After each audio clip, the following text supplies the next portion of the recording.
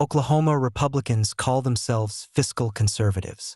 Their votes and your mortgage say otherwise.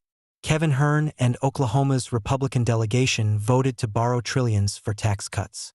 Donald Trump's endorsement has now put Mark Tedford in fiscal handcuffs.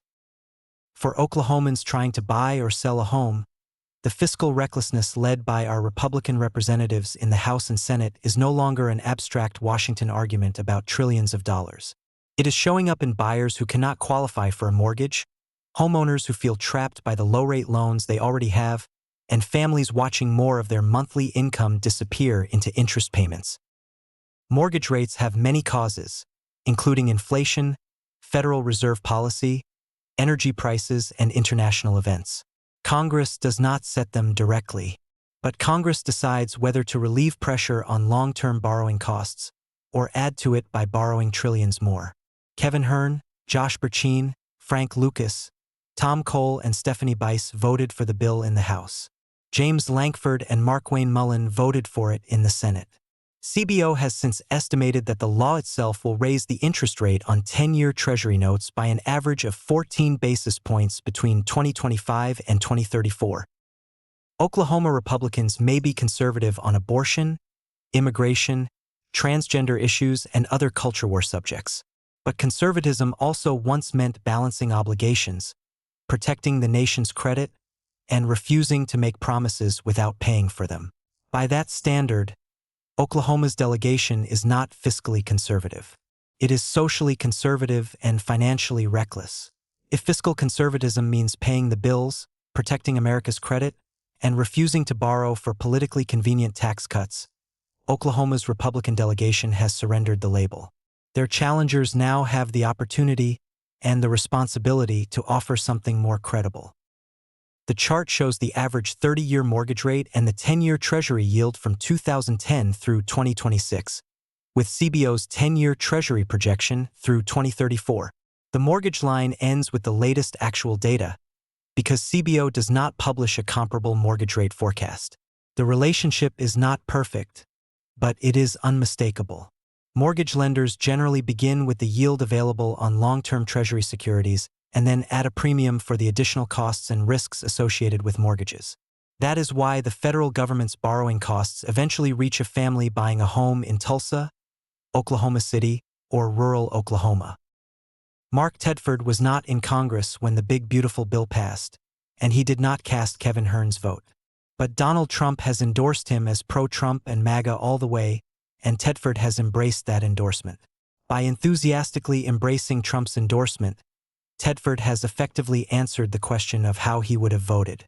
He has given District 1 voters no reason to believe he would have broken with Trump or Kevin Hern on the debt finance tax policies that blew another multi-trillion-dollar hole in the federal budget. Replacing Hern with Tedford, electing Hern to the Senate, and returning Oklahoma's Republican House members would not be a vote to correct the course. It would be a vote to continue it. The central arithmetic is not complicated. The Congressional Budget Office estimated that the Big Beautiful Bill would reduce federal spending by approximately $1.1 trillion over 10 years. But it would reduce federal revenue by approximately $4.5 trillion. The difference is a $3.4 trillion increase in federal deficits between 2025 and 2034. If a family reduces its expenses by $1,100 but also gives up $4,500 in income, no banker calls that fiscal discipline. The family has created a $3,400 hole in its budget and must borrow to fill it. This is personal for me because I voted for Kevin Hern when he first ran for Congress. I listened to him present himself as a fiscal conservative. I remember hearing him say he would not have supported Trump's first tax cuts without substantial modifications because they created too much debt. That sounded like the kind of Republican fiscal discipline Washington desperately needed. But the real test of a fiscal conservative does not come when the other party controls government. It comes when his own party wants to cut taxes without paying for them. When that test arrived, Hern voted for the bill. He voted to reduce federal revenue by trillions more than spending was reduced. He voted to borrow the difference. Now he wants Oklahoma voters to reward that record by sending him to the Senate. Politicians can give legislation a flattering name. They can advertise temporary deductions and avoid discussing the permanent bill that comes due later. The bond market is considerably less sentimental. The 30-year Treasury does not directly determine mortgage rates. The 10-year Treasury is the closer benchmark. But the 30-year bond tells us what investors demand to lend the United States money for an entire generation. When the yield rises, the government must offer more interest to attract buyers for long-term debt.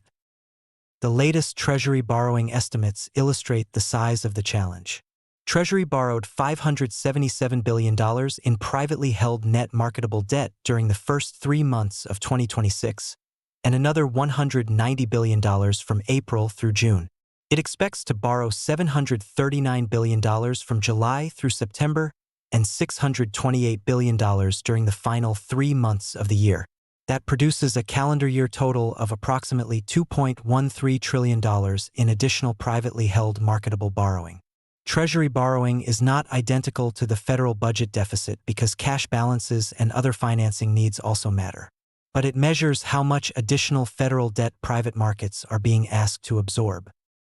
CBO projects that net federal interest payments will increase from 3.3% of the economy in 2026 to 4.6% in 2036. By then, interest will consume nearly 1/5 of all federal spending. This is the real cost of pretending that tax cuts are free. Interest does not teach a child to read, repair a bridge, fund medical research, train a nurse, or strengthen the electric grid. It pays for decisions already made, many of them by politicians who are no longer in office.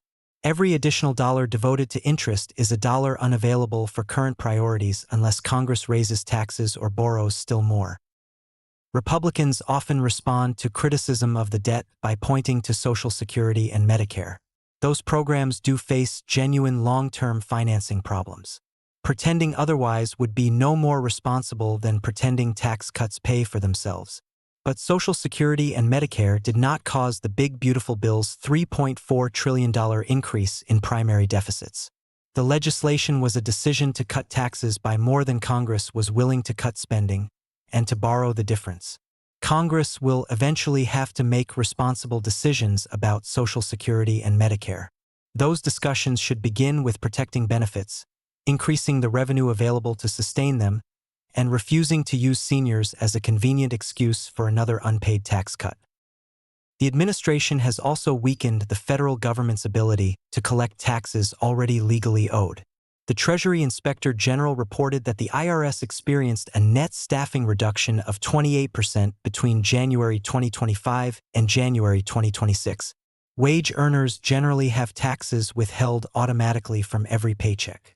Wealthy individuals, large partnerships, and multinational corporations often have much more complicated returns that require experienced auditors to determine whether the correct amount was paid.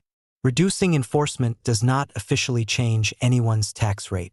It makes it more likely that complex noncompliance and tax fraud will go undetected. Oklahoma voters do not have to accept the Republican Party's definition of conservatism. John Croizon is challenging Mark Tedford in District 1. Brandon Wade is running in District 2. Susie Bird in District 3, Mitchell Jacob in District 4, and Jenna Nelson in District 5. Those candidates should be asked to make fiscal responsibility central to their campaigns. They should explain how they would protect Social Security and Medicare, reduce ineffective spending, restore responsible tax enforcement, and require the wealthy and profitable corporations to contribute enough revenue to keep the country solvent. Fiscal responsibility does not mean dismantling education, health care, scientific research, and infrastructure so Congress can preserve another deduction for people who need it least. This is more than an accounting argument.